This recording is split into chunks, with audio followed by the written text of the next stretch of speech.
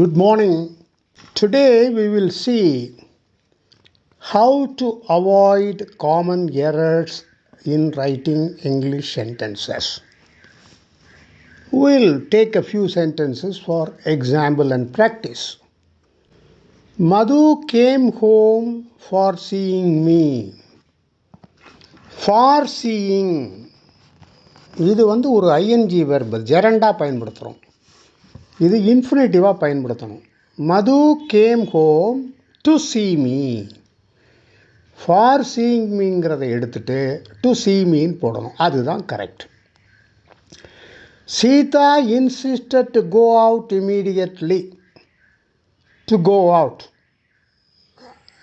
Sita insisted on going out immediately. இங்கே gerund வரணும். I came on auto. இந்த ஆன்கிற ப்ரிப்போசிஷன் தப்பு. I came by auto. I came by taxi. I came by car. இப்படி வரணும். நடந்து போகிறேன்னு வச்சுக்கோ. Do you go to office by foot? அதை பை ஃபுட்டுன்னு சொல்லக்கூடாது. காலால் அப்படிங்கிற வரணும். Do you go to office on foot? On footனா காலால் நடந்து போகிறையான்னு அர்த்தம்.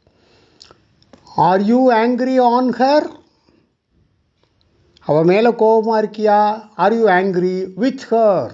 With her is correct. Kala has aptitude in science. இந்த சப்ஜெக்டில் அவளுக்கு இன்ட்ரெஸ்ட் இருக்குது. Kala has aptitude for science. Are you trying for admission in the medical college? In the medical collegeங்கிறது தப்பு. to வரணும். Are you trying for admission to the medical college? medical collegeக்கு அட்மிஷனுக்கு முயற்சி பண்ணிகிட்ருக்கியா? They moved to this house only yesterday. They moved into this house only yesterday. இந்த வீட்டில் குடியேறினார்கள். They died of an accident. ஆஃப்னு வந்ததுன்னா அதுக்கப்புறம் disease தான் வரும். They died in an accident. So of an accident, in an accident. இதுதான் correct expression. They have gathered together to talk about the issue. They have gathered to talk about the issue.